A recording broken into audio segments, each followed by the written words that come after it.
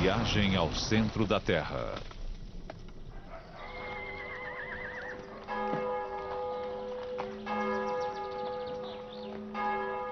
Na pequena cidade francesa de Amiens, perto de Paris, nasceu um dos escritores mais visionários de todos os tempos. Conhecido como o pai da ficção científica, ele acabou, segundo alguns, inventando o futuro. Seu nome era Júlio Verne. Há 150 anos ele escreveu histórias de aventuras e fantasias, muitas das quais são hoje fatos científicos. Seus heróis chegaram à Lua 100 anos antes da primeira tentativa real e deram a volta ao mundo em dias, numa época em que uma aventura dessas duraria meses.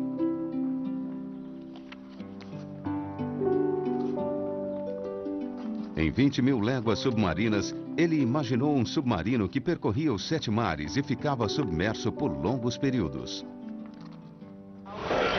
Um século depois, esse sonho tornou-se realidade. Assim como a revolucionária embarcação de Júlio Verne, o primeiro submarino nuclear da Marinha Norte-Americana chamou-se Nautilus. Uma das histórias favoritas de Júlio Verne narra aventuras mais próximas de casa. Ele ficava fascinado com o que lia sobre pessoas que ousavam se aventurar por dentro da Terra por meio de túneis e cavernas. Mas se perguntava o que aconteceria se essas pessoas conseguissem chegar muito mais fundo. O conhecimento científico de Júlio Verne, aliado à sua imaginação fértil, formou a combinação perfeita em Viagem ao Centro da Terra.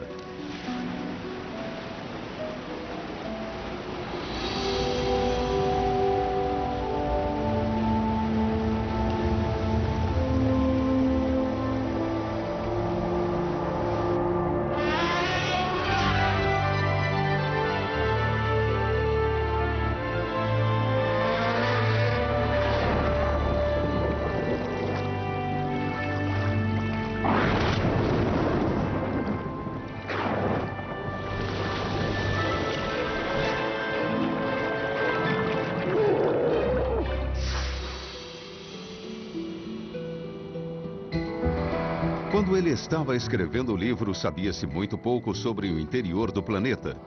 Os cientistas ainda engatinhavam nessa área do conhecimento.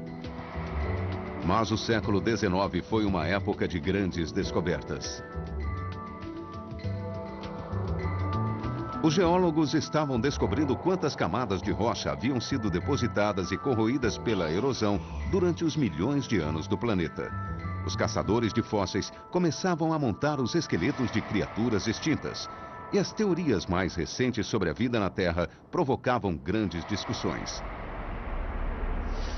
Ainda temos muito o que aprender, mas as técnicas de que os cientistas dispõem atualmente eram apenas ficção científica no século XIX.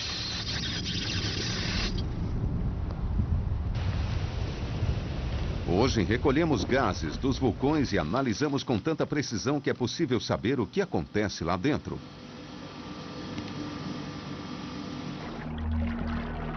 Conquistamos os lugares mais remotos do planeta. Descobrimos seu processo de formação e como eles continuam a se modificar. E aprendemos ainda mais sobre o centro da Terra, recriando-o em laboratório. Mas mesmo assim, ainda não encontramos uma maneira de chegar até lá. No centro do planeta fica uma imensa bola de ferro, o núcleo interno. Agitando-se ao seu redor, há um núcleo externo, de ferro derretido. Depois vem o manto com sua espessura de quase 2.900 quilômetros de rochas que se movem lentamente. A superfície da Terra é a crosta onde ficam as rochas frias.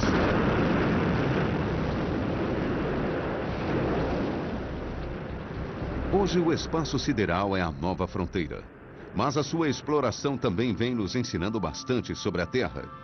Os satélites medem a gravidade, monitoram o clima e chegam até mesmo a nos revelar que o nosso planeta deu uma engordadinha de alguns centímetros, bem na cintura. Mas o que existe no interior da Terra ainda é um mistério tão grande quanto o espaço sideral.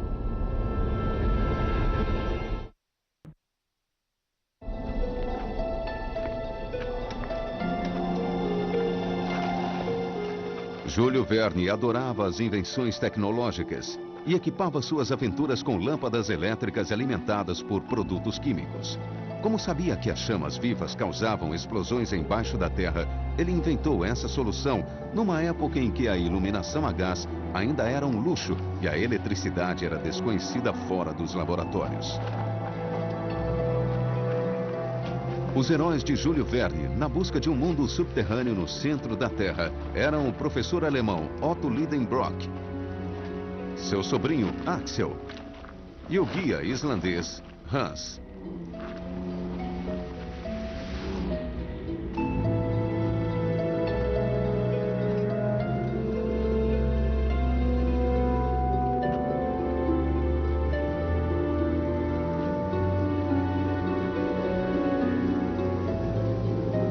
No livro, ele não deu a seus exploradores um veículo. Eles simplesmente percorreram todo o caminho a pé. Talvez ele soubesse que construir um foguete ou submarino seria brincadeira em comparação com as máquinas necessárias para ultrapassar a crosta terrestre.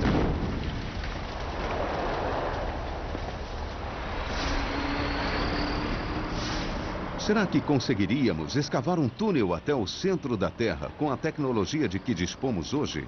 Se conseguíssemos, nossas usinas de força não seriam mais necessárias. A energia que extrairíamos seria de graça e não geraria emissões poluentes. Poderíamos descartar o lixo tóxico nesse incinerador incandescente. Grandes quantidades de minerais estão lá, esperando para serem trazidas à superfície. Há ouro suficiente para revestir o planeta inteiro com uma camada que chegaria aos nossos joelhos. Talvez conseguíssemos construir um sistema de transporte de alta velocidade por dentro da Terra, uma espécie de metrô global. Mas não é tão fácil assim.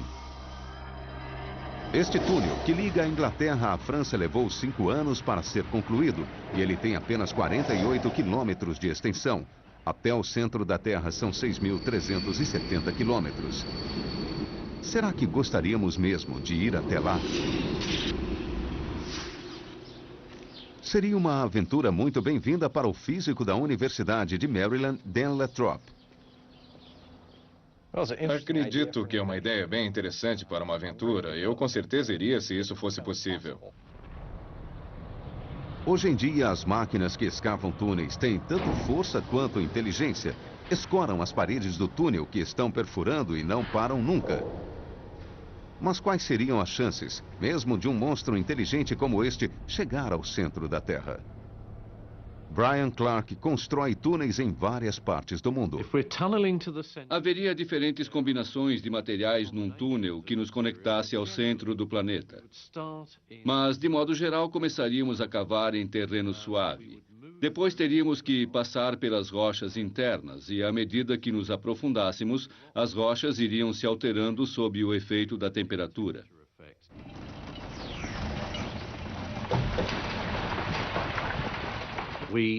É quase certo que teríamos que usar um braço com uma extremidade cortante, uma broca de carboneto de tungstênio para triturar e esmagar a rocha.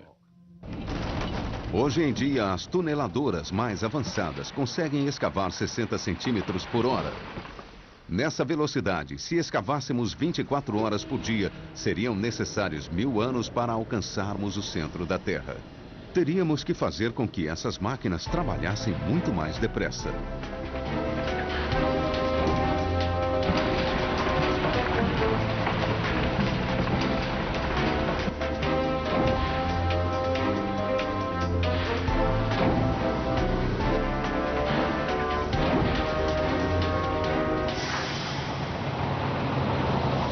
A quantidade de rocha e terra que sairia de um túnel desses é quase inimaginável.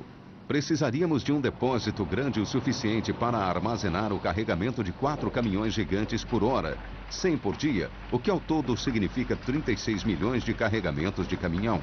Isso se cavarmos em linha reta sem angulação. Teríamos que projetar um novo tipo de veículo capaz de nos transportar por esse túnel. Talvez uma cápsula que suportasse os extremos que encontraríamos nas profundezas da Terra. A cada quilômetro a mais de profundidade, a temperatura se eleva em 30 graus Celsius. E isso é um grande problema. A rocha fica cada vez mais mole, mais flexível, por causa das altas temperaturas. Mas esse não seria o único problema. Lá embaixo, há também uma pressão altíssima. O ambiente seria, na realidade, muito mais hostil que o espaço ou o fundo do mar. As pressões são tamanhas que não saberíamos como construir um meio de transporte que pudesse penetrar no interior do planeta sem ser esmagado. A poucos quilômetros de profundidade, a pressão se tornaria alta demais para qualquer tecnologia atual. Já sabemos um pouco sobre a construção de veículos complexos. Será que poderíamos usar alguma coisa da tecnologia espacial para nos levar ao centro da Terra? Ray Sandwick é membro da equipe de projeto de veículos espaciais no MIT, o Instituto de Tecnologia de Massachusetts. É evidente que os maiores problemas numa viagem como essa são as pressões e temperaturas extremas. Entre os melhores materiais que temos disponíveis para suportar temperaturas tão altas estão as cerâmicas usadas no ônibus espacial, alguns compostos carbono-carbono ou qualquer material baseado no carbono. Mas é aqui que está o problema. Os materiais feitos pelo homem, como a cerâmica e os compostos de carbono, suportam o calor, mas têm pouca resistência. Já os metais são resistentes, mas a maioria derrete a temperaturas abaixo de 2.000 graus Celsius. A temperatura no núcleo da Terra é de provavelmente 5.500 graus Celsius. Precisamos de novos materiais para construir nossa cápsula ou para blindá-la. Às vezes, se o tempo é suficiente e se a exposição não for muito longa, basta um material com capacidade para absorver o calor que é recebido pelo sistema sem derreter. É mais ou menos assim que as placas de cerâmica do ônibus espacial funcionam. Elas isolam o equipamento durante a reentrada, mas se ficarem expostas àquela temperatura durante muito tempo, acabarão derretendo.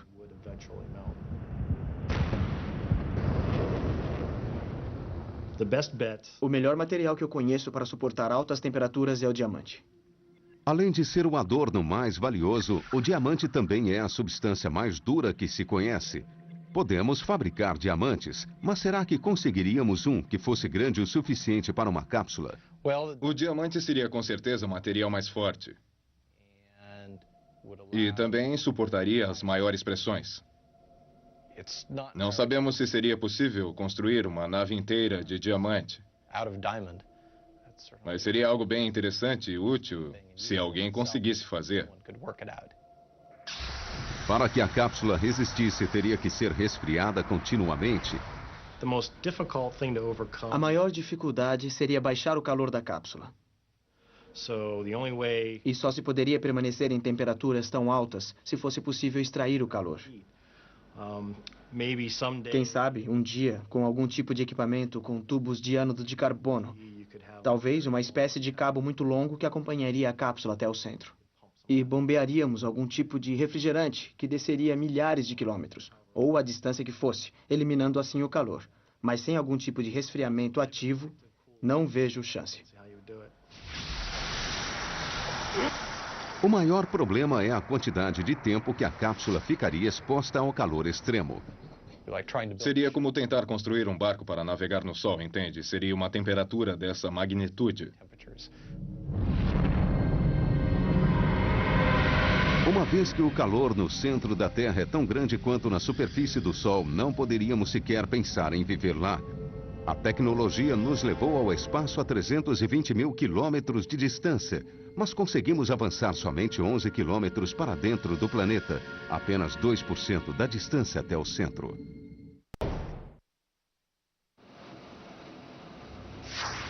Bernie Wood é petrólogo. Ele estuda os minerais que existem abaixo da crosta e tenta recriá-los no seu laboratório.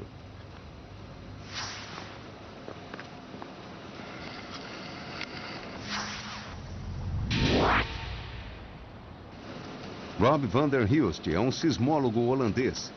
Os sismólogos obtêm imagens do interior do planeta usando ondas sonoras. Os vulcanólogos desafiam a morte nos vulcões. Recolhem amostras para geoquímicos que decifram precisamente os componentes químicos das rochas. Tim Elliott lidera uma equipe de geoquímicos na Universidade de Bristol, na Inglaterra. Nós, geoquímicos, dissolvemos as rochas e separamos os elementos que interessam. E isso nos permite tanto datar as rochas, quanto estabelecer uma espécie de impressão digital de onde elas vieram.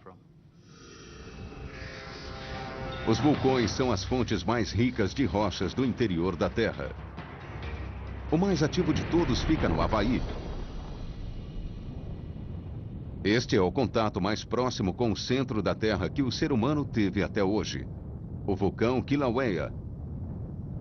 Um lembrete do calor e do poder ocultos abaixo da superfície do nosso amistoso planeta. Este vulcão está expelindo lava há milhares de anos sem nenhuma pausa. Ele construiu sozinho essa ilha. A rocha derretida chamada magma sobe do centro da Terra e arde pela crosta. A torrente, conhecida como penacho, permite que o planeta alivie a pressão. Funciona como uma válvula de segurança. Acreditamos que o vulcanismo no Havaí é essencialmente causado pelo penacho quente que sobe para a superfície, o que ocorre porque o material no fundo do manto é aquecido pelo núcleo.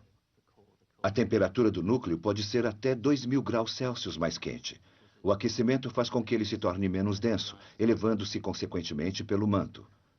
Uma boa analogia é a luminária tipo lava-luz, dessas que as pessoas usam em decoração. São luminárias como estas que conseguem mostrar o que está acontecendo no manto da Terra, a camada que fica entre o núcleo e a crosta. A rocha aquecida pelo núcleo sobe enquanto a que está mais fria na superfície afunda. Esse processo contínuo, conhecido como convecção, empurra o magma para a superfície até a sua erupção como lava.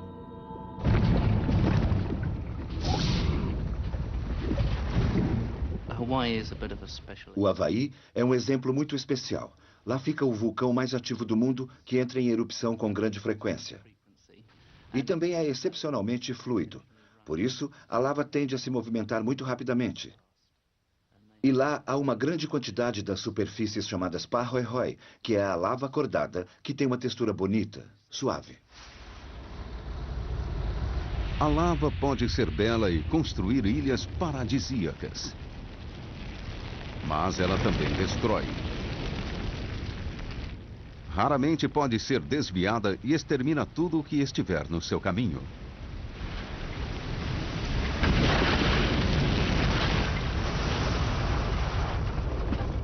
Maravilhados com as torrentes de rocha derretida que saíam dos vulcões, os primeiros geólogos estavam convencidos de que existiam imensas cavernas e espaços vazios no subterrâneo. É por isso que os exploradores de Júlio Verne percorreram túneis e cavernas até o centro da Terra.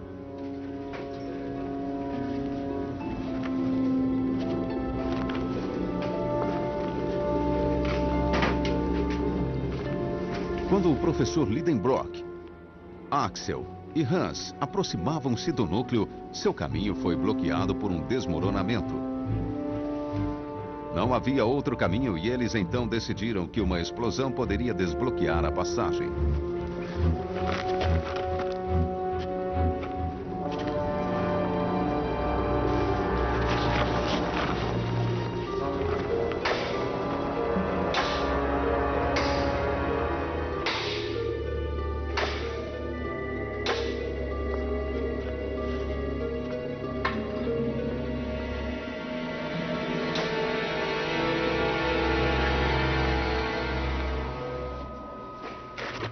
Júlio Verne sabia muito bem que a rocha derretida contida no centro da Terra estava sob uma pressão imensa. Se essa pressão fosse liberada, poderia formar um vulcão. Por isso, a explosão seria um risco.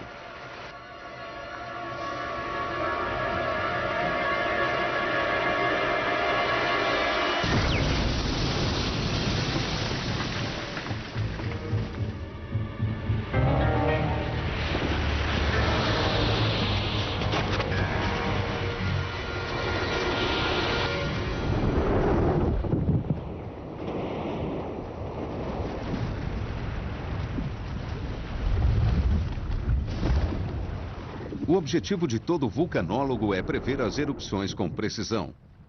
Mas para recolher os dados necessários, eles têm que chegar muito perto.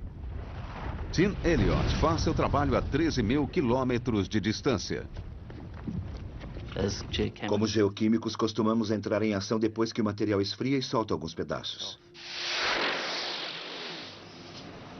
Para essa análise altamente sofisticada, Tim começa esmagando a lava dentro desta máquina, que poderia ter sido idealizada pelo próprio Júlio Verne.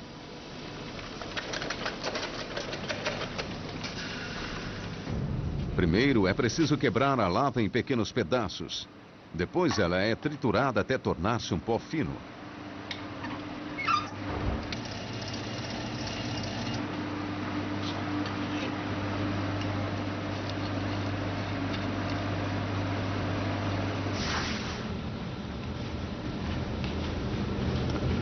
Em seguida, o pó é cuidadosamente dissolvido em ácido fluorídrico. Ele reduz a rocha aos seus elementos químicos, que são o que interessa a Tim.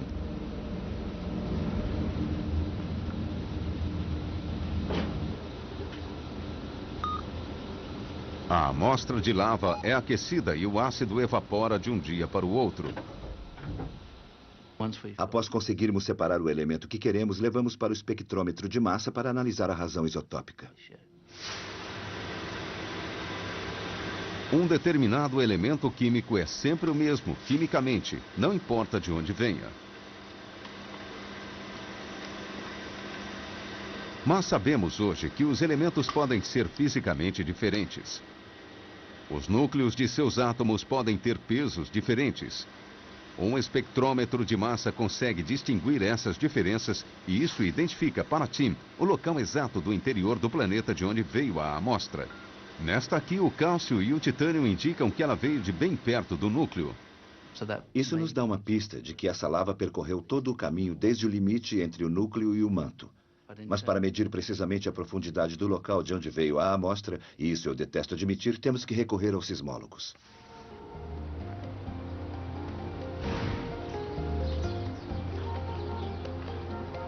Os sismólogos como Rob van der Hulst conseguem enxergar o que existe no interior da Terra sem precisar ir até lá. A sismologia é a única maneira de se explorar diretamente o interior da Terra. A teoria sísmica se desenvolveu bastante e a observação sismológica pode fornecer imagens muito mais refinadas. A sismologia é semelhante a uma varredura de ultrassom que consegue mostrar um feto dentro do útero da mãe. Essa imagem pode ser criada porque o som atravessa as várias partes do corpo em velocidades diferentes. Ao contrário desse scanner que gera seu próprio som, a sismologia depende de sons naturais que ocorrem cada 1 ou 2 minutos. O som dos tremores de terra. Não conseguimos perceber a maioria, mas eles ocorrem numa razão de cerca de 1 milhão por ano. E estão agitando nossas ideias sobre o que acontece milhares de quilômetros abaixo de nossos pés. Podemos retratar muito bem o material que desce para o núcleo. Em alguns casos, é possível ver o limite entre o manto e o núcleo. Todas essas informações nos mostram a densidade concentrada no centro da Terra e como essa densidade muda com o aumento da profundidade. A sismologia diz que o manto tem camadas de rochas com densidades diferentes. Será que a petrologia pode nos dar mais informações? Pela observação, os sismólogos medem as propriedades das ondas sísmicas enquanto elas atravessam a Terra. E os petrólogos, como eu, estão mais interessados nos detalhes práticos, nos minerais que existem lá embaixo. Os petrólogos estão interessados nas rochas, de onde elas vêm, do que são feitas e como se formam. Além de tudo isso, Bernie Wood descobriu como criar essas rochas, ou melhor dizendo, minerais.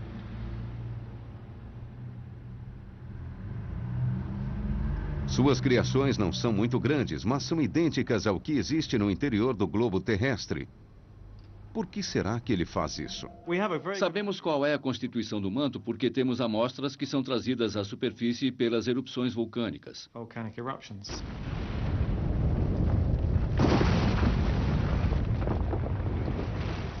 Agora sabemos de onde elas vêm, sabemos de que profundidade, porque os minerais contêm elementos como cálcio e alumínio, e a distribuição desses elementos nos diferentes minerais depende da pressão. E nós simulamos essa pressão. Por exemplo, submetemos uma amostra como esta a uma grande pressão e avaliamos como a composição dos minerais muda. Podemos fazer o caminho contrário para descobrir qual a profundidade exata dessa amostra.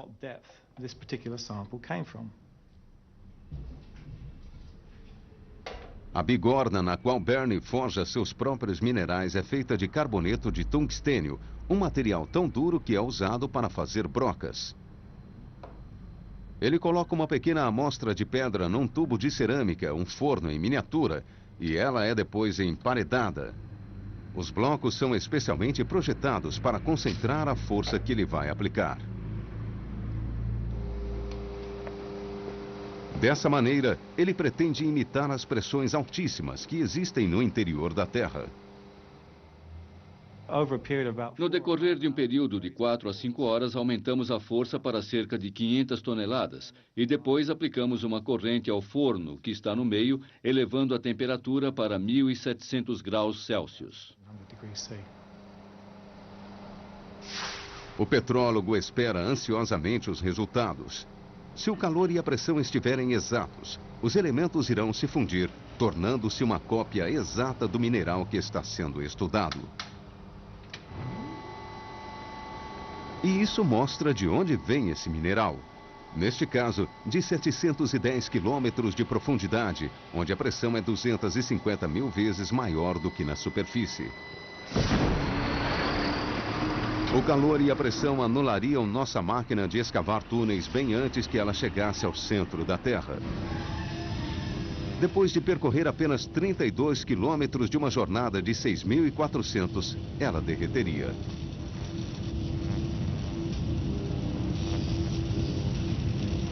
Mas se conseguirmos um dia solucionar esses problemas técnicos, poderá haver uma maneira de enviarmos uma cápsula para o interior da Terra. Teríamos que aproveitar a maior das forças do planeta, a migração dos continentes. A teoria da migração ou deriva dos continentes, também chamada de tectônica de placas, foi finalmente aceita pela ciência na década de 60, um século depois do nascimento de Júlio Verne. Ela diz que antes, as massas de terra estavam juntas num supercontinente que se dividiu em placas e migrou pelo globo terrestre.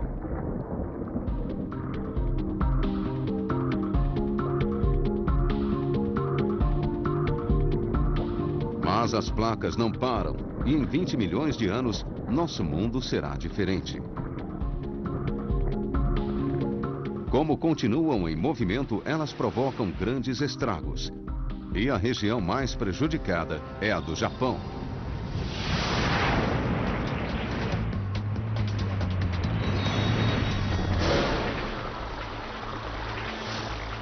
Tudo parece calmo, mas abaixo da superfície a história é diferente.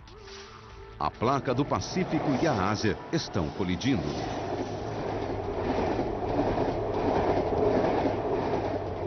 Abaixo da superfície, a placa do Pacífico está sendo levada para baixo da Ásia, num processo chamado subdução.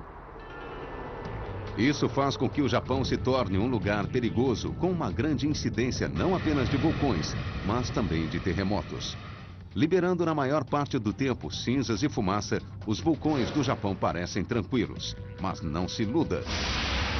A subdução retorce a crosta, mantém os vulcões ativos e provoca terremotos.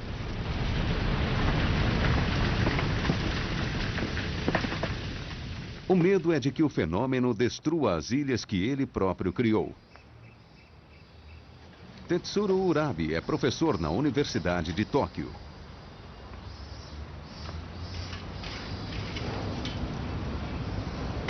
Há 8 anos, um terremoto matou sua mãe e outras 6.000 pessoas. Agora ele trabalha com a previsão dos terremotos. As ilhas japonesas estão localizadas na superfície da água a oeste da Eurásia, onde a placa do Pacífico fica abaixo do Arco das Ilhas. Esse tipo de cenário ativo causa desastres naturais, como as erupções vulcânicas e os terremotos. Em 1995, houve o terremoto Kobe, que matou cerca de 6.000 pessoas e que não era esperado. Todos os métodos sismológicos falharam e não conseguiram prevê-lo.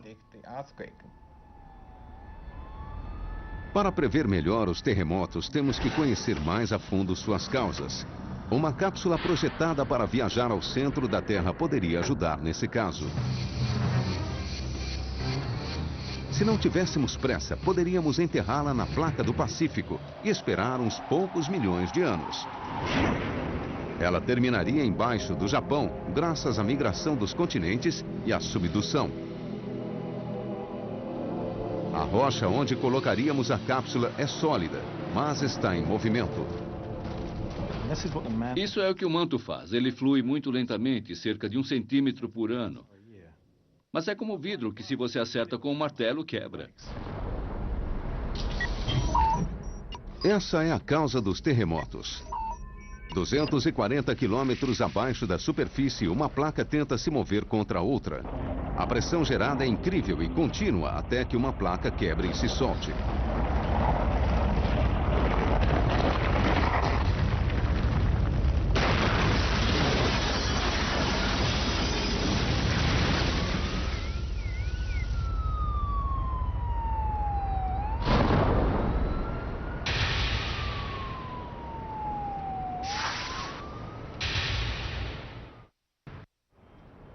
Por causa de sua base instável, o Japão tem uma das mais completas redes de sensores de terremotos do mundo.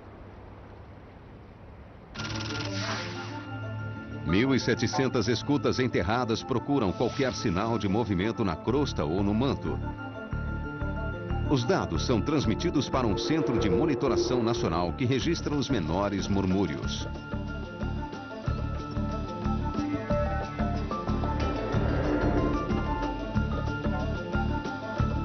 Todo tremor, por menor que seja, é mapeado em 3 dimensões. O objetivo é encontrar um padrão que ajude a prever futuros terremotos, porque o Japão está sujeito a outro, dos grandes. A expectativa é de que ele ocorra aqui, em Tóquio. Tóquio tem mais de 12 milhões de habitantes. A cada 200 anos, a região é atingida por um grande terremoto.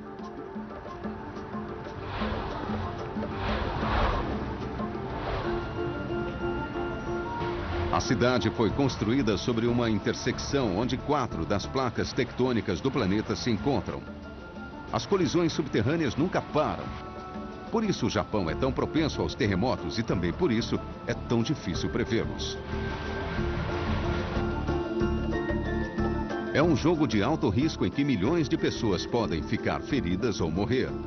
Os cientistas então concatenaram um plano ousado. Perfurar um buraco através das placas. É o projeto JUDGE. JUDGE quer dizer Experimento Geocientífico Japonês de Perfuração Ultraprofunda e significa perfurar um buraco de 10 quilômetros abaixo da zona de subdução.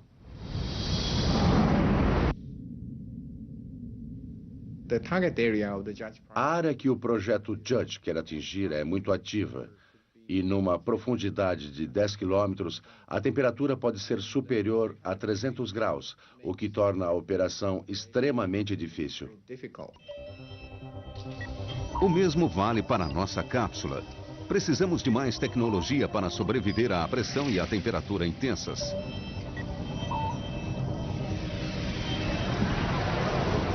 A 2.900 quilômetros de profundidade, a cápsula estaria no limite entre o núcleo e o manto.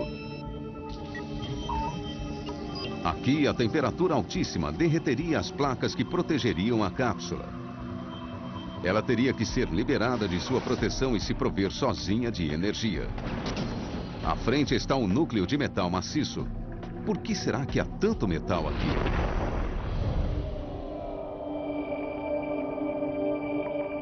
Há 4 bilhões e meio de anos, um asteroide gigante atingiu nosso planeta.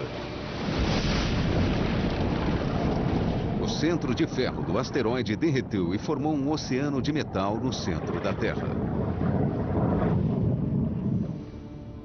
O núcleo externo é como um oceano subterrâneo. O ferro derretido corre como água e avoluma-se em volta do núcleo interno em tempestades. É isso que gera o magnetismo terrestre. Apenas 1% dele se propaga até a superfície, o suficiente para formar um escudo que se projeta 59 mil quilômetros e que nos protege dos raios solares e dos raios cósmicos. Às vezes podemos enxergá-lo. As auroras austral e boreal são os espetáculos criados quando fragmentos do Sol eletricamente carregados colidem com o campo magnético. Mas como é que o núcleo gera tanta energia magnética? Einstein achava que esse é um dos maiores enigmas da física. Jeremy Bloxham está tentando resolver o quebra-cabeça em Harvard. Apesar da raça humana saber da existência do campo magnético da Terra há cerca de 1000 anos, ainda não entendemos bem por que o planeta tem esse campo e por que ele muda com o tempo.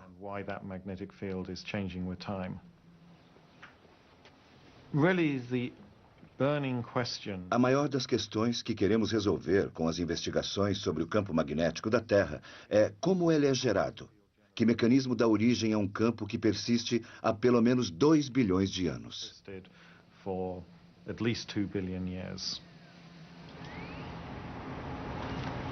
Um geofísico tem uma sugestão radical. Marvin Herndon especula que no núcleo da Terra pode haver um reator nuclear natural. Um dos problemas que permanece na ciência é descobrir a fonte que gera o campo magnético terrestre. Ele duvida que lá haja apenas uma bola de ferro que está esfriando há 4 bilhões e meio de anos. Há muita energia, o suficiente para manter o campo magnético, movimentar continentes e produzir vulcões e terremotos.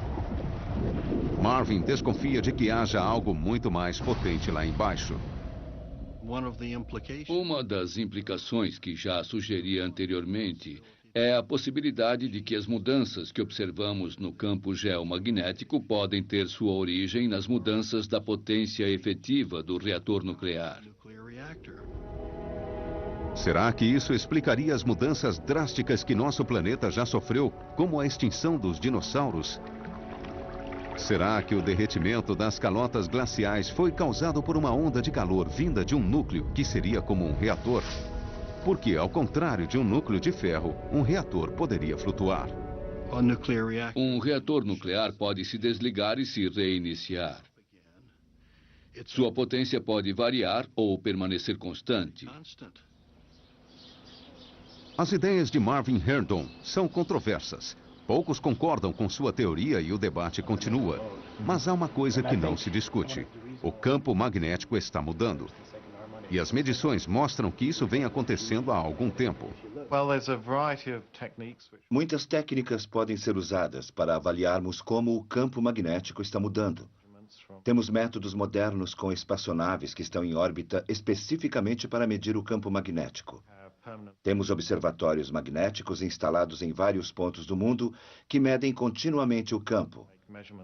Mas essas medições só nos mostram o que está acontecendo numa escala temporal de décadas, ou talvez um século, nos observatórios que funcionam há mais tempo. Mas o campo está mudando em escalas temporais muito mais longas, de forma que precisamos encontrar uma maneira de descobrir como esse campo se altera no decorrer dos séculos.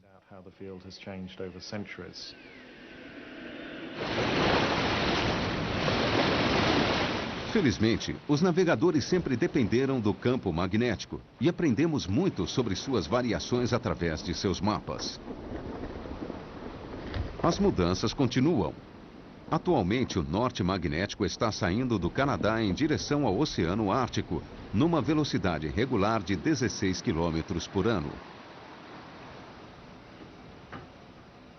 Mas uma coisa é saber que os polos estão se movimentando, outra é saber por quê. O núcleo da Terra é feito de ferro líquido, pelo menos em sua maior parte. E os movimentos desse ferro que conduz eletricidade podem criar o que chamamos de dínamo. No entanto, os detalhes de como esse processo funciona ainda são pouco conhecidos. Para fazer maiores descobertas, uma equipe da Universidade de Maryland está tentando construir uma réplica do núcleo terrestre em laboratório.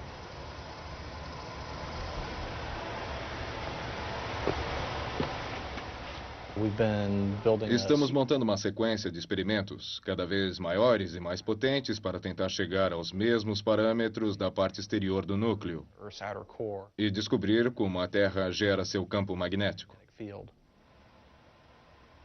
Há 3 questões principais que tentamos entender com estes experimentos. Queremos saber a intensidade do campo magnético do planeta.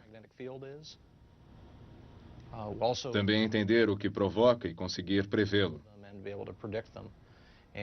E, finalmente, queremos saber quais são os limites de se ter um dínamo no planeta. Por que a Terra tem um dínamo e Vênus não tem? Preparando para 10 RPS. Pronto. No coração do dínamo de Dan Lathrop, há uma esfera cheia de sódio quente. O sódio se comporta eletricamente como o ferro, mas é 1000 graus mais frio. Uma hélice cria uma turbulência que se acredita que seja causada pela rotação da Terra.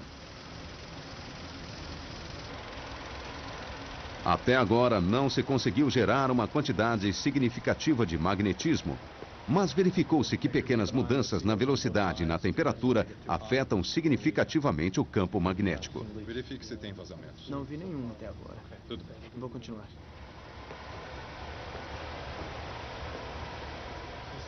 O próximo passo é construir um modelo maior. Afinal, o núcleo da Terra tem mais de 6.900 quilômetros de diâmetro. Com base nos resultados do modelo que estamos usando e que é mais ou menos do tamanho de uma bola de basquete, estamos planejando um sistema muito maior que teria uma esfera cheia de sódio líquido de 3 metros de diâmetro. Seriam cerca de 15 toneladas de metal, mas funcionaria do mesmo modo que os experimentos que já existem. Os parâmetros, porém, ficariam muito mais próximos aos que existem no interior do planeta.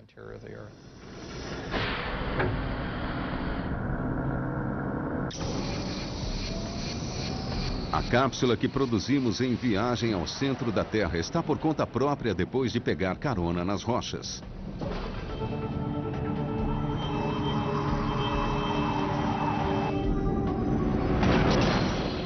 Ela está atravessando 2.400 quilômetros do núcleo externo, que é líquido. Os sensores mostram que agora as coisas vão ficar mais difíceis. A cápsula precisa perfurar o núcleo interno, que é sólido. Por causa da pressão 4 milhões de vezes maior do que na superfície, tudo aqui é sólido. E 1 bilhão de amperes de eletricidade ondulam entre as camadas do núcleo.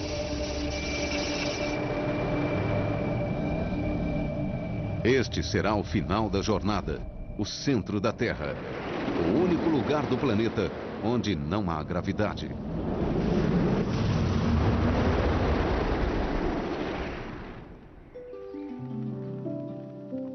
Mas para nós, assim como para Júlio Verne, a viagem vai continuar na esfera da fantasia. A influência do escritor foi imensa. Ele impulsionou gerações de jovens leitores a fazerem carreira em ciência, engenharia e exploração e inspirou os inventores do submarino, do helicóptero e do rádio.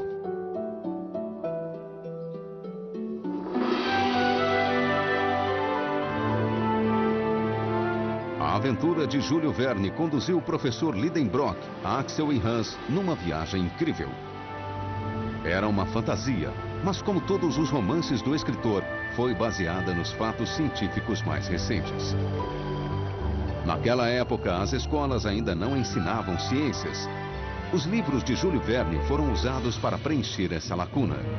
No fim de sua jornada, ele trouxe seus personagens de volta, relativamente sãos e salvos, através da erupção de um vulcão no Mediterrâneo.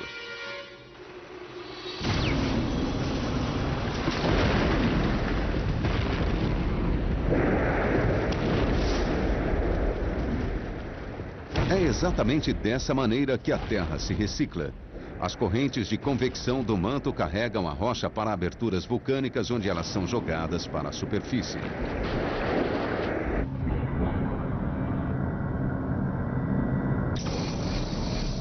Se Júlio Verne estivesse escrevendo hoje em dia, é provável que enviasse seus exploradores ao centro da Terra num veículo, como fez na maior parte de suas histórias.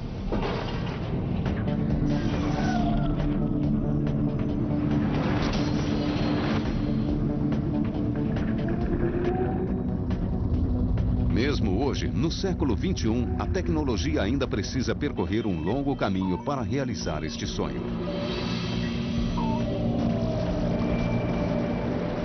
Júlio Verne disse uma vez que sua mente estava cheia de ideias improváveis, mas que qualquer coisa que um homem pode imaginar, outros poderão realizar. Se ele estiver certo, um dia seremos capazes de fazer uma viagem ao centro da Terra.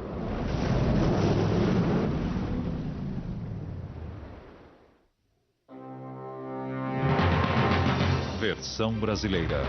DPM Santos.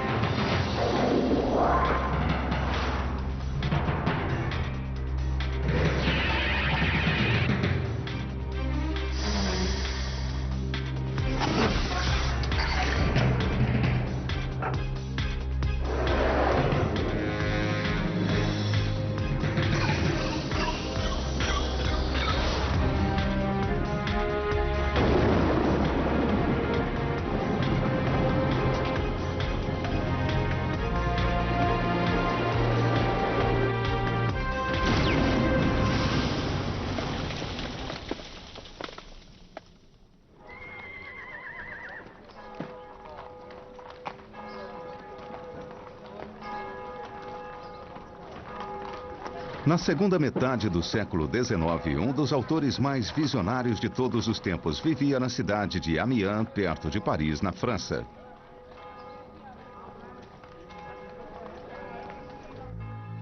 Hoje, Júlio Verne é mundialmente aclamado como o pai da ficção científica. Alguns chegam a acreditar que ele não só previu o futuro, mas que o inventou.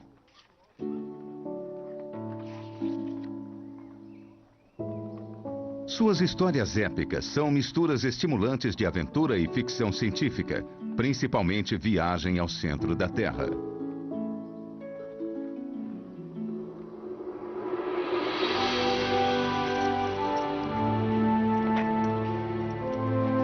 Os heróis de Júlio Verne que exploraram o mundo subterrâneo foram o professor alemão Otto Lidenbrock, seu sobrinho Axel e o guia islandês Hans.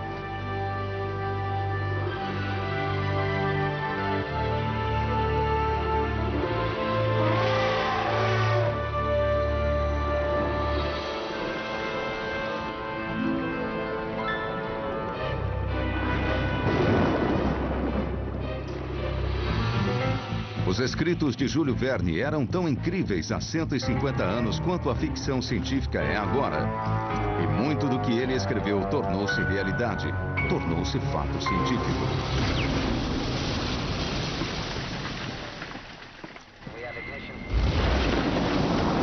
Em seu livro, Da Terra à Lua, ele previu uma viagem pelo espaço com excepcional precisão.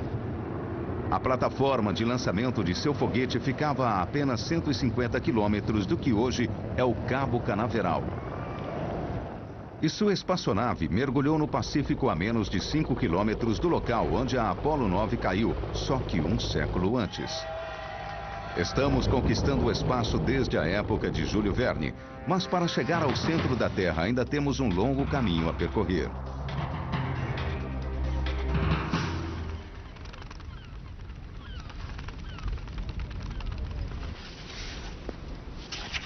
Quase toda criança já imaginou cavar um buraco no chão e sair do outro lado do mundo. Se pudéssemos fazer isso, onde sairíamos? Se a pessoa estivesse na Espanha, iria diretamente à Nova Zelândia. Da Argentina, sairia na China. E de Miami, chegaria a Perth, na Austrália. Se esses túneis fossem reais, poderíamos entrar num deles e deixar que a gravidade cumprisse seu papel. A gravidade faria com que acelerássemos até o centro. E depois começaríamos a desacelerar até sair do outro lado, percorrendo uma distância de quase 13 mil quilômetros. O que encontraríamos se pudéssemos escavar um buraco assim?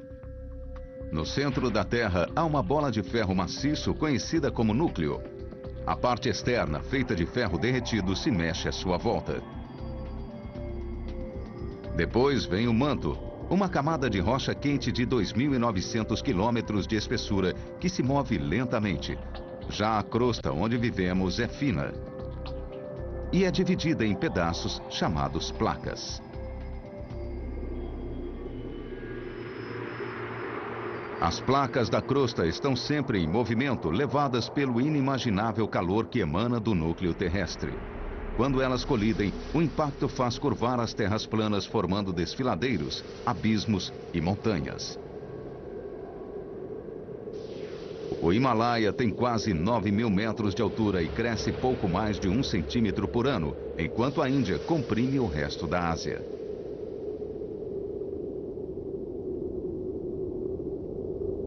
Descer um desfiladeiro que sofreu erosão é como fazer uma viagem de volta no tempo, porque mostra como a crosta da Terra mudou e continua mudando.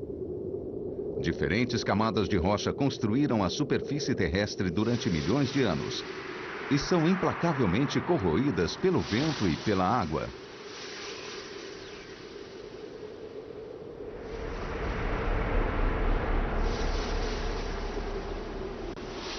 Sabemos que a distância da superfície até o centro da Terra é de 6.370 quilômetros. Vamos tentar referenciar esta distância. Esse avião está voando a 3.600 metros. Os paraquedistas saltarão 2.100 metros em queda livre antes de abrir os paraquedas.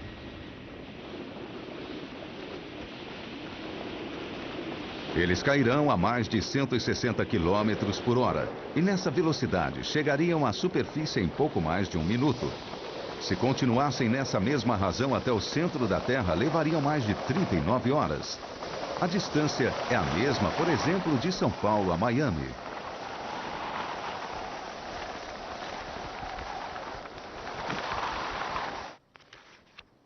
Júlio Verne já havia lido muito sobre as rochas e fósseis de homens primitivos que os exploradores estavam descobrindo nos Pirineus franceses. Foi daí que veio a inspiração para escrever A Viagem. Mas como não era de meias medidas, ele se perguntava o que aconteceria se os exploradores fossem muito mais fundo.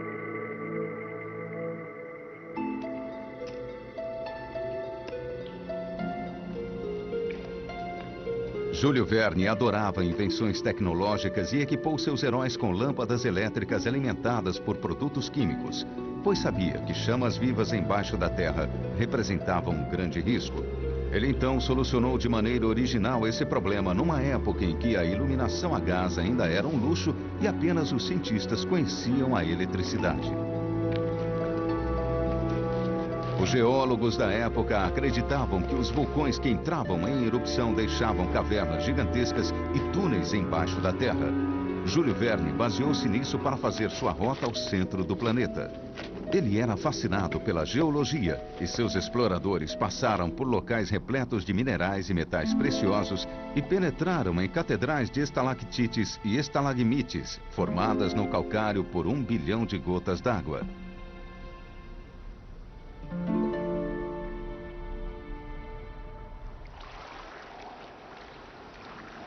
Ainda hoje, muitos se dedicam à exploração de cavernas e acredita-se que para cada caverna conhecida, há 9 que ainda não foram descobertas.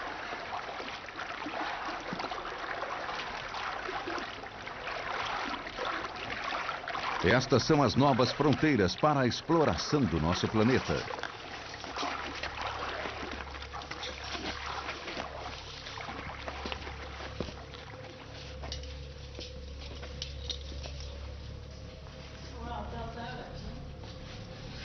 Hoje sabemos que elas não podem nos levar ao centro da Terra. As cavernas mais profundas chegam apenas a 1.500 metros.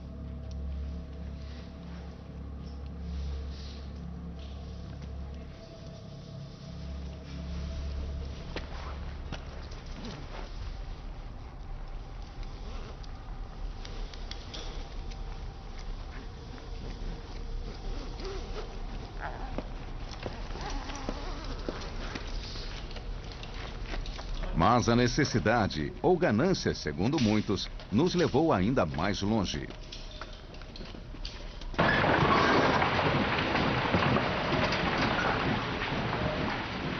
Há séculos estamos perfurando a crosta terrestre em busca de tesouros minerais. A mineração começou com buracos simples no chão, mas quando os depósitos da superfície se esgotaram, tivemos que ir mais fundo e foram então escavadas as minas, com seus poços e galerias. Valia a pena, pois a recompensa era muito grande.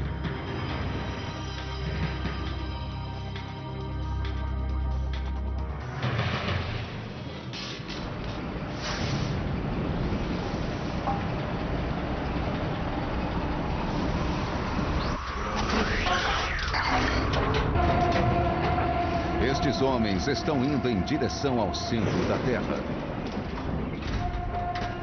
Eles procuram ouro, um metal valioso o suficiente para justificar uma escavação de 5 quilômetros dentro da Terra. A mina é tão profunda que, se fosse contínuo, o cabo se quebraria por causa do próprio peso. É por isso que os mineiros têm que mudar de elevador no meio do caminho.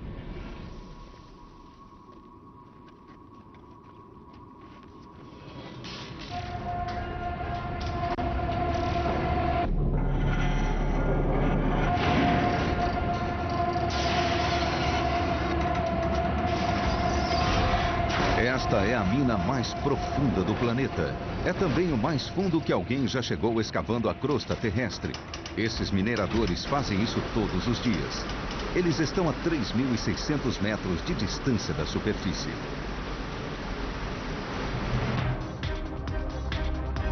Há uma maneira de se ir ainda mais para baixo, mas não cavando, e sim mergulhando.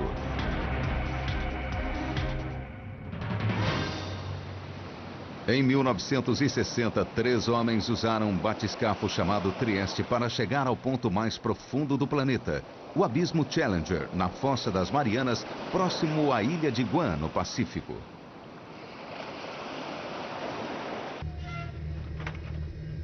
Jacques Piccard e Don Walsh são as únicas pessoas a atingir essa profundidade. Um número maior de pessoas já andou na Lua, e depois deles, ninguém mais foi tão fundo. Aqui a profundidade do oceano é maior do que as montanhas mais altas da Terra. A distância entre o leito oceânico e a superfície equivale à altitude a que voam os aviões, 12.000 metros. Mas a que distância está este ponto do centro da Terra? Os exploradores conseguem espremer-se até 1.500 metros dentro das cavernas. Todos os dias, mineradores trabalham na mina mais profunda do mundo. E em 1960, o Trieste chegou ao ponto mais profundo da Terra. Mas até o centro do planeta são 6.370.000 metros. Até agora, só arranhamos a superfície.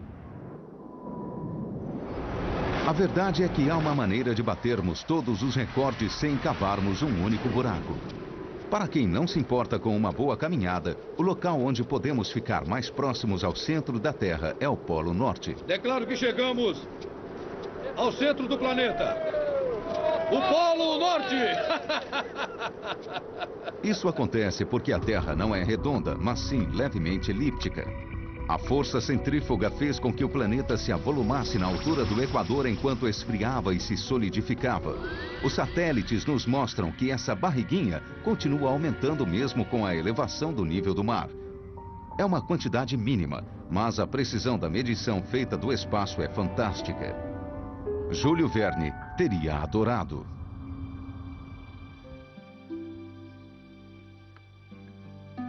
O autor era fascinado pela exploração, particularmente das regiões polares.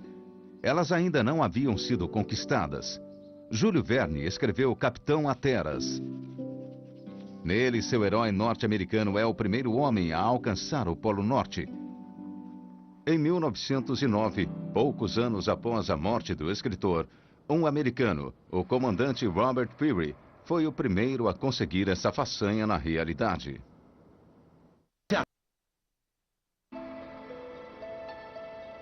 O século XIX foi extremamente fértil para os cientistas que estudavam o planeta. Charles Darwin escrevia A Origem das Espécies, argumentando que a paisagem, os animais e as plantas levaram milhões de anos para evoluir. Júlio Verne estava fascinado com os fósseis, os restos de criaturas já extintas.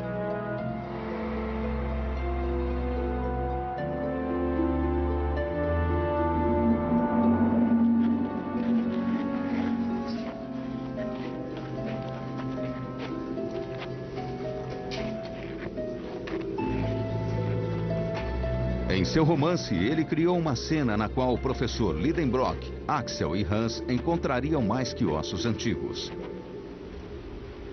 E se eles se deparassem centenas de quilômetros embaixo da Terra com exemplares vivos de espécies consideradas extintas?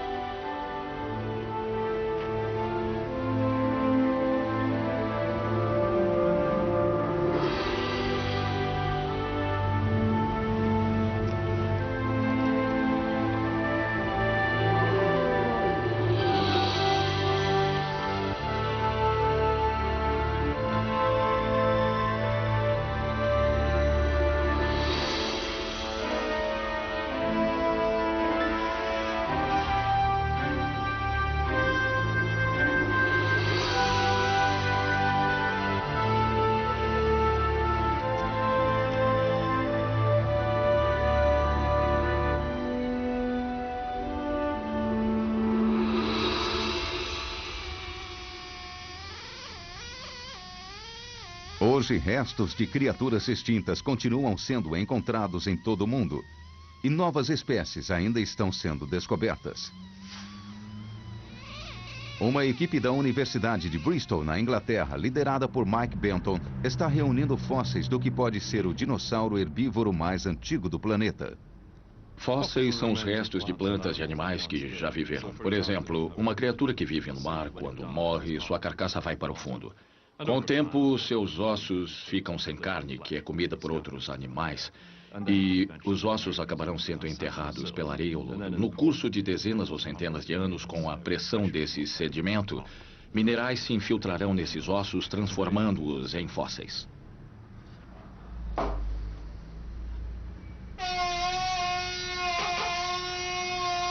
Retirar os ossos das rochas é uma tarefa difícil que requer habilidade e paciência. Não há qualquer meio moderno de realizá-la mais depressa. Os fósseis podem nos contar muita coisa. Podem nos mostrar qual a idade das rochas, por exemplo, porque há criaturas diferentes que viveram em épocas diferentes. Eles também podem ser usados para reconstruir como a vida era. O paleontólogo é como um investigador que procura e reúne os pedaços dessas plantas e animais antigos usando o conhecimento anatômico, comparando com formas modernas, e consegue literalmente trazer o passado para o presente. As pessoas sabiam alguma coisa sobre a história do planeta na época de Júlio Verne. Os geólogos estavam estudando a sequência de formação das rochas já fazia uns 30 anos. E perceberam que encontravam rochas cada vez mais antigas à medida que recuavam no tempo. E examinando os fósseis, achavam cada vez mais criaturas de aspecto estranho e antigo. No livro, Júlio Verne conseguiu trazer o passado ao presente e adaptar as espécies do presente para a vida subterrânea. Ele sabia que as plantas não poderiam sobreviver já que precisavam da luz do sol, mas acreditava que os fungos pudessem se desenvolver. Nas profundezas onde as temperaturas eram mais altas e a umidade maior, o escritor fez com que seus heróis encontrassem cogumelos de proporções imensas.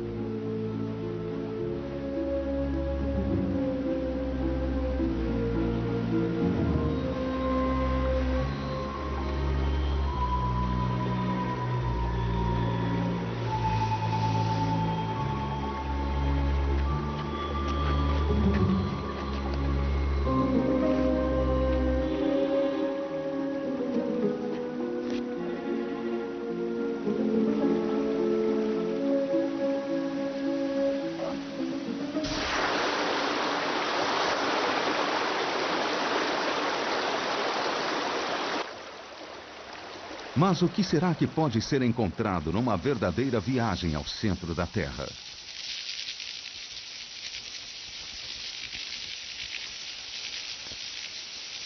Os morcegos são os animais cavernícolas mais conhecidos, mas eles usam as cavernas somente como hotéis e saem durante a noite para se alimentar.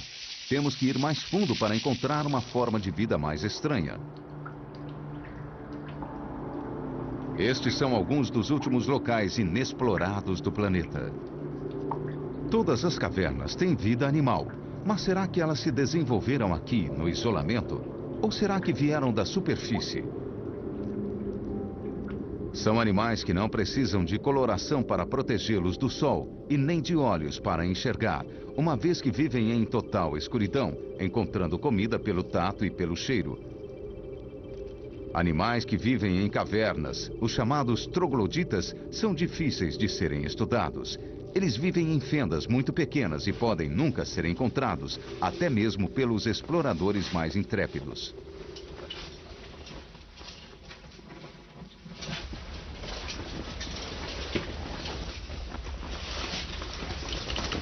John Parks é especialista em geomicrobiologia.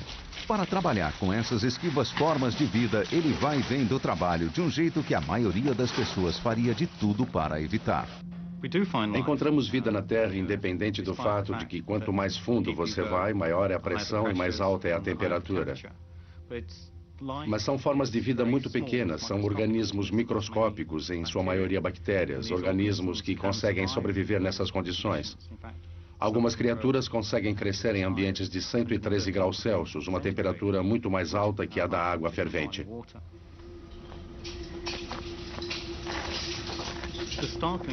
O mais fascinante na vida abaixo da superfície são as primeiras estimativas da população total de bactérias lá embaixo, que mostram que lá estão cerca de 70% de todas as bactérias do planeta.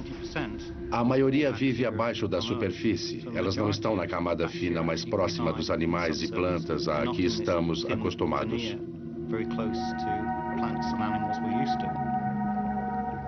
O que será que essas bactérias comem?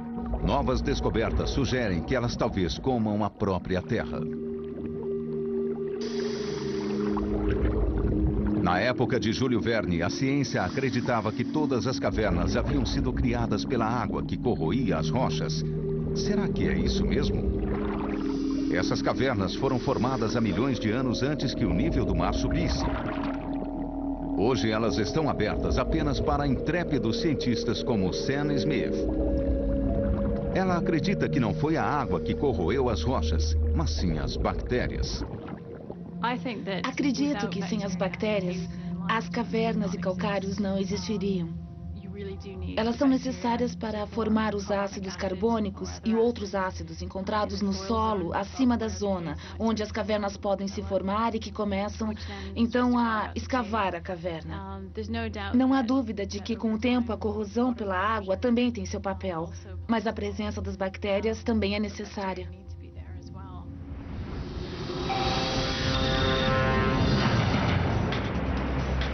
O local de estudos fica na península de Yucatán, no México. Um lugar onde as rochas ainda estão em formação, de maneira que Sam pode examinar as mudanças pelas quais elas estão passando agora. Em Yucatán fica o mais longo sistema de cavernas submersas do planeta.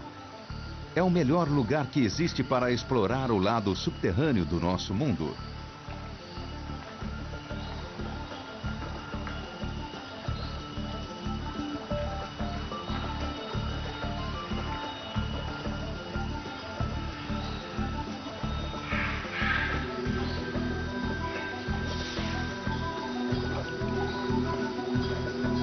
Pronto?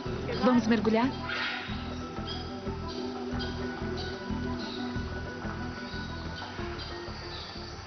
Essas cavernas têm 80 quilômetros de extensão e mais de 120 metros de profundidade.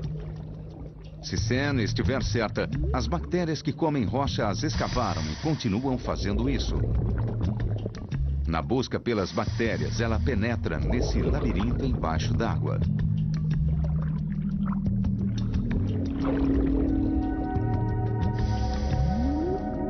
É um lugar perigoso.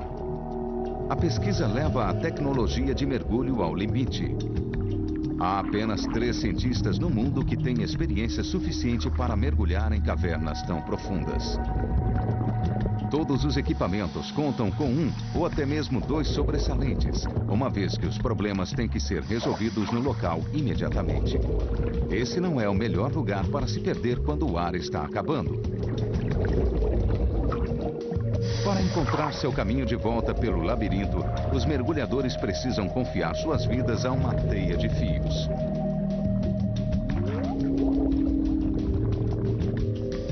Eles nunca se esquecem de que se algo der errado, não há como simplesmente flutuar até a superfície. Poderiam morrer muito antes de chegar à saída.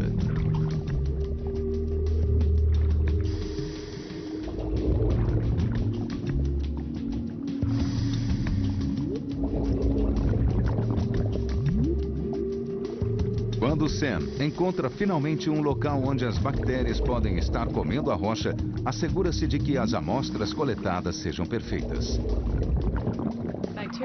Recolhemos as amostras de bactérias em recipientes esterilizados, em autoclave, esterilizando-os pela pressão ou lavando os recipientes com álcool. Para colher as amostras, usamos um tubo de 10 metros de comprimento feito de silicone, que permite alcançar as que estão até essa distância de nós, minimizando o distúrbio causado pelo mergulhador na água. E essa amostra será a mais estéril e limpa possível.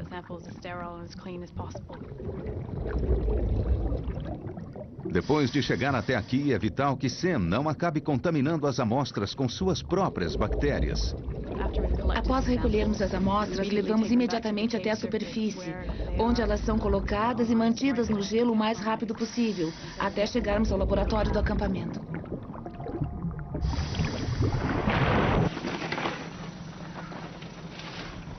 As análises básicas podem ser feitas em campo, mas essas bactérias que supostamente comem rocha devem ser enviadas a um laboratório na Inglaterra para investigações mais detalhadas.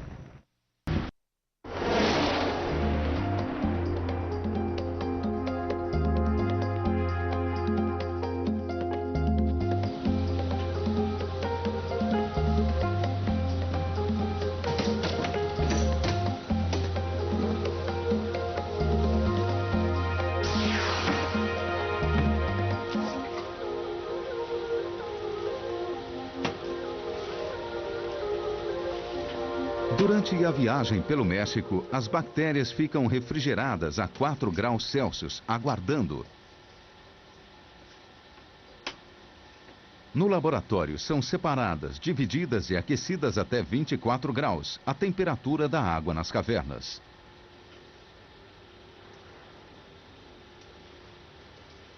Sam quer saber quantas bactérias que comem rocha existem. Se são todas do mesmo tipo. E, acima de tudo, verificar se os ácidos que elas produzem podem esculpir as cavernas. Se a pesquisadora estiver certa, a geologia dará um passo enorme.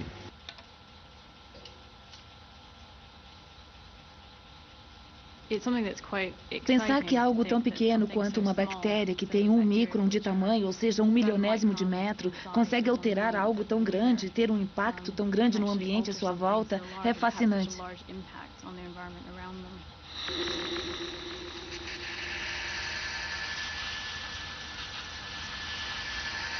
Existem bactérias em todos os lugares, no ar, na água, na terra, no mar. É possível encontrá-las em qualquer parte do planeta.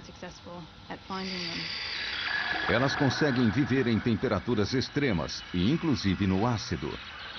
É provável que a descoberta de bactérias no subterrâneo do planeta esteja condicionada à temperatura. Mas ainda não alcançamos essa temperatura máxima. Não chegamos tão fundo assim a nenhum nível onde elas não estivessem.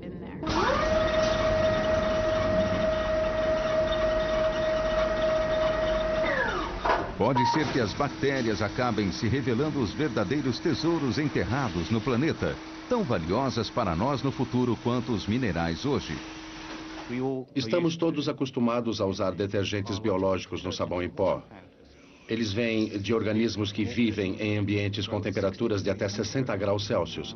Se encontrarmos organismos que crescem em temperaturas de 130 a 150 graus, eles poderiam funcionar como catalisadores esplêndidos para toda uma gama de diferentes compostos.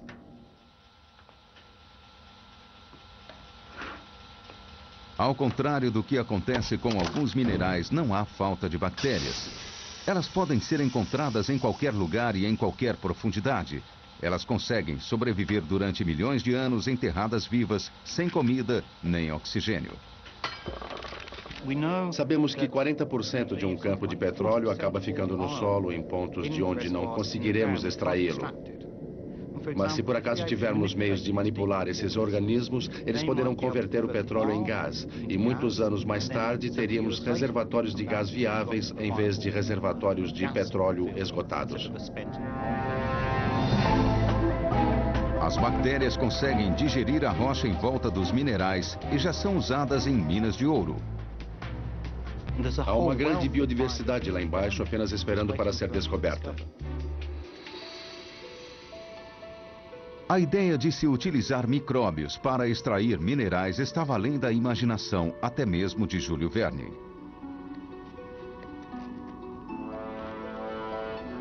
Seus aventureiros encontraram cobre, manganês, platina e ouro. E deixaram todos eles, certos de que estavam longe demais da superfície para serem, como disse Júlio Verne, extraídos do túmulo. Mas a tecnologia vem provando que ele estava errado. A mineração a 3.700 metros é cara e difícil. A cada 1.500 metros que se desce, a temperatura da Terra aumenta cerca de 10 graus. Aqui o trabalho exige resfriamento e ventilação em larga escala.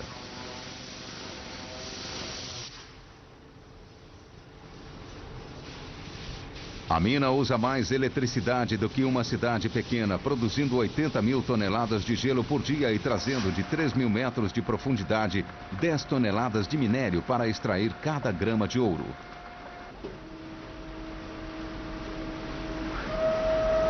É o histórico das rochas que permite a mineração aqui em tal profundidade. Na maioria dos lugares seria quente demais.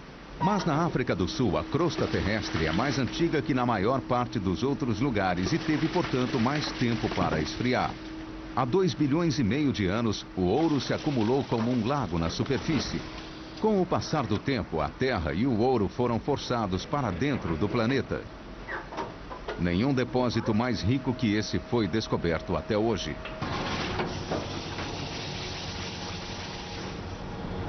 Essa é a origem de 3/4 do ouro do planeta, mas isso significa apenas 2.000 toneladas.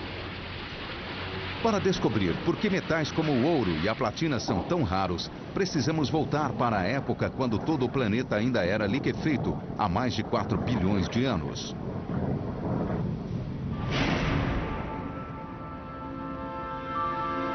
Um asteroide gigante colidiu com a Terra ainda em formação.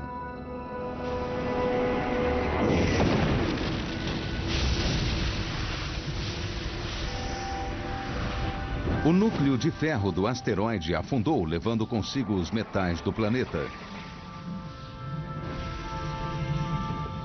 Os fragmentos de rocha, mais leves, ficaram girando em torno da Terra e acabaram transformando-se na nossa Lua. É por isso que a Lua não tem metal em seu núcleo. E é também por isso que o metal é raro na crosta terrestre. Ele chegou muito depois, de carona nos meteoritos vindos do espaço.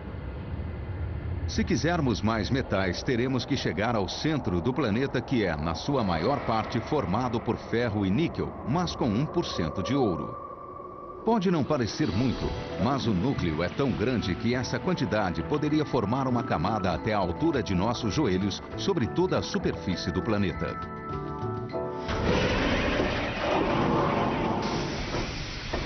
Na África do Sul, os mineradores já estão indo mais fundo em busca de ouro.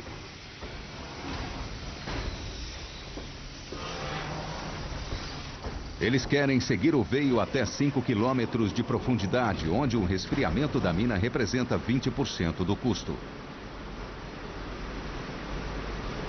Para extrair o precioso metal, provavelmente serão necessários trajes termicamente controlados ou robôs.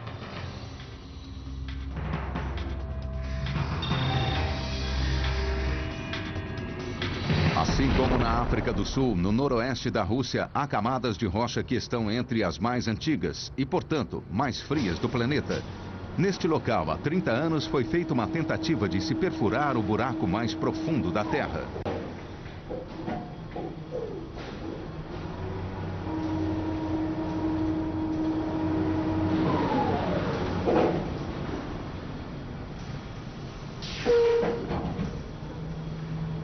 Poucos anos antes, os alemães haviam tentado e falhado. Com 9.000 metros de profundidade, os buracos se fechavam sempre que o perfurador era removido. As rochas eram muito novas e quentes e ainda estavam moles ou flexíveis.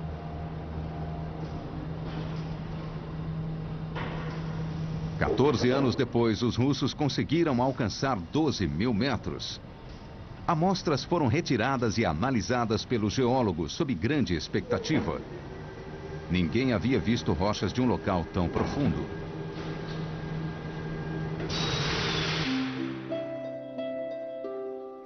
Em 1860, ninguém sabia exatamente o que acontecia a 6.370 quilômetros de profundidade. Mas Júlio Verne havia estudado o suficiente para saber que viajar ao centro da Terra seria como voltar no tempo.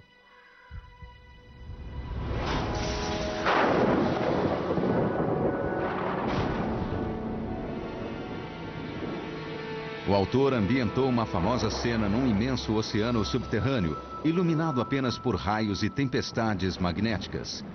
Era fantasia.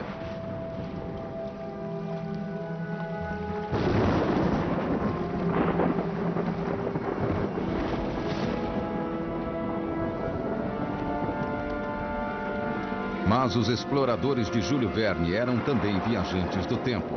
À medida que avançavam para o centro, voltavam também no tempo. Júlio Verne descreveu esse encontro com base nos fatos, ou quase. As criaturas que viviam nas profundezas já foram reais há 200 milhões de anos.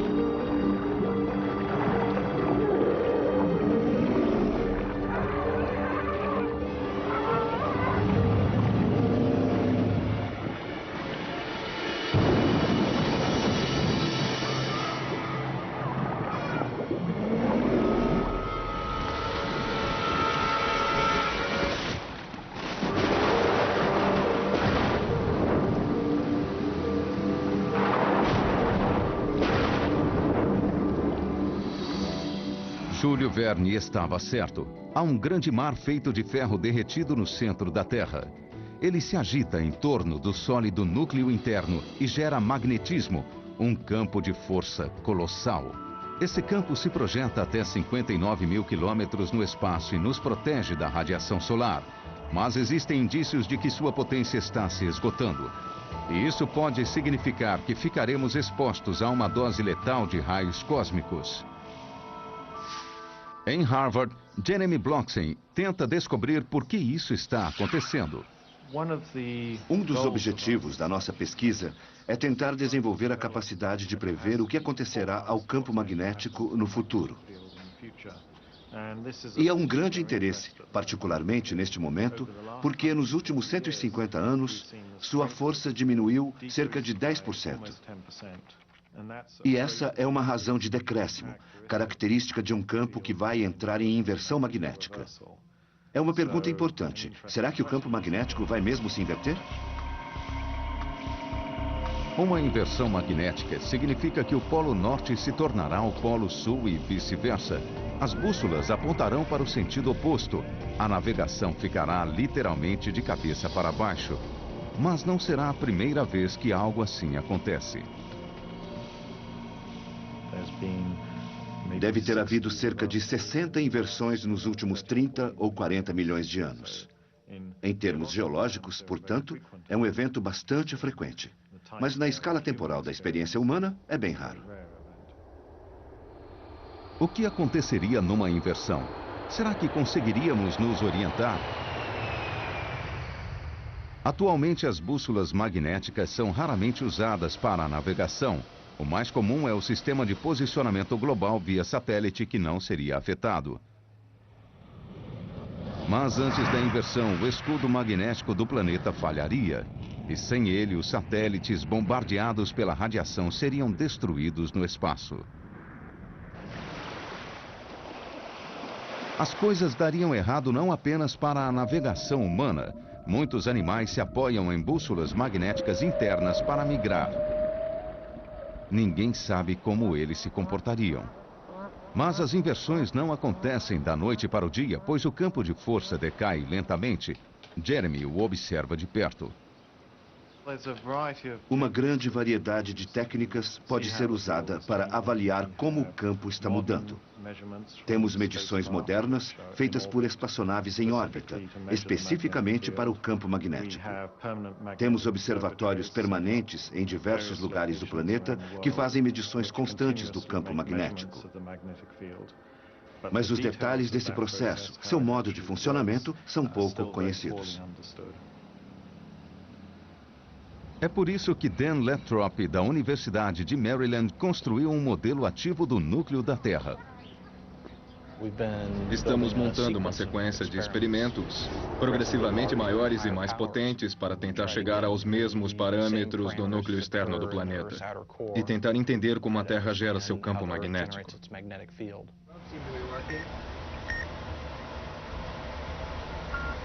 Fique de olho na temperatura. Está bem.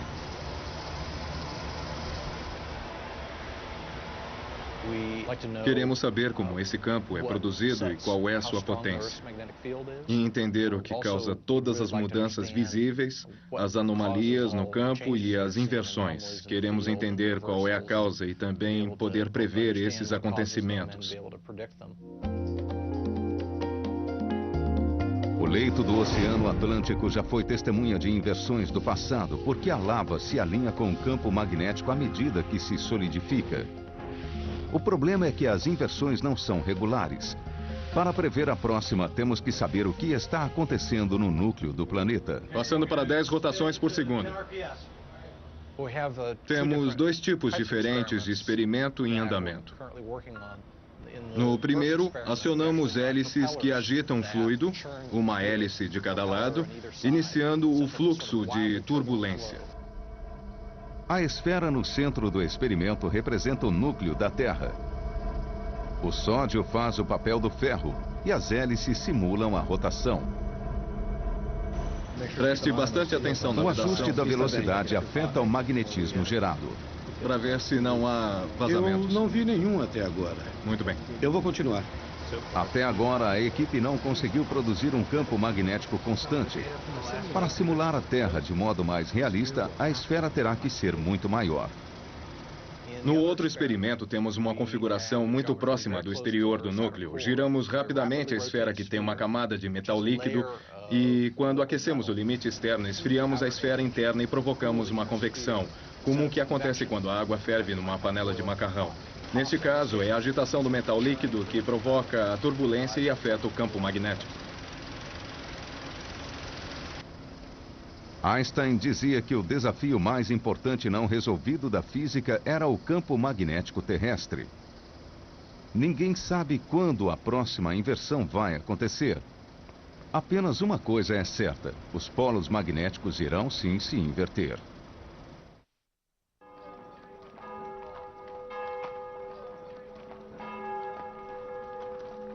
A influência de Júlio Verne no mundo foi imensa.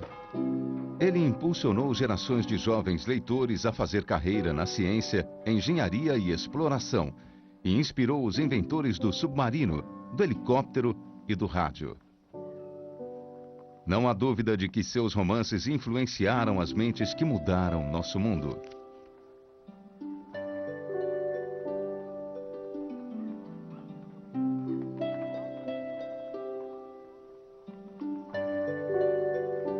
Quando Júlio Verne morreu no começo do século XX, poucos sabiam que o escritor teria tanta influência no futuro. Sua vida pode ser resumida pela inscrição em seu túmulo: Avante a imortalidade e juventude eterna.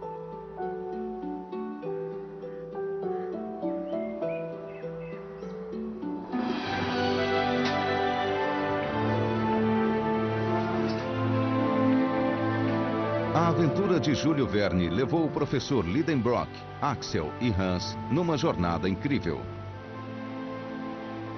Era uma fantasia, mas como todos os romances do escritor, baseava-se nos fatos científicos mais recentes da época.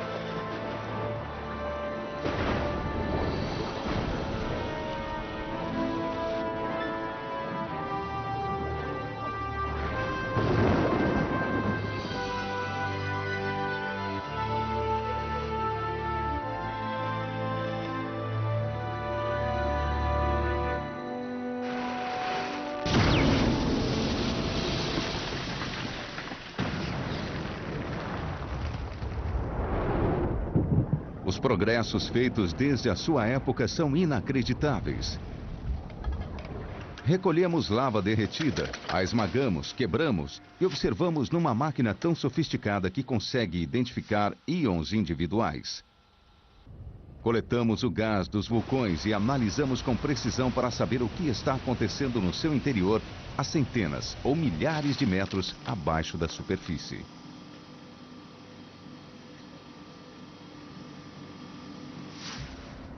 Reproduzimos minerais idênticos aos que existem dentro da Terra, imitando as inacreditáveis pressões e temperaturas. E ainda estamos descobrindo o modo como nosso planeta foi formado e como continua a mudar.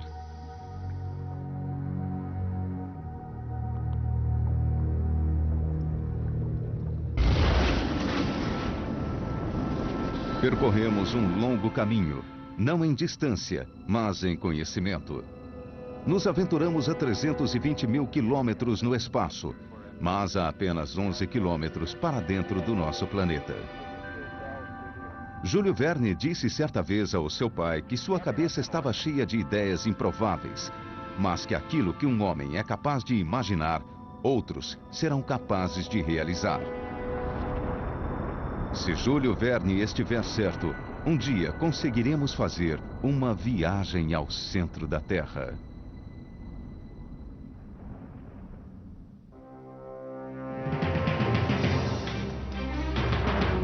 Versão brasileira DPN Santos.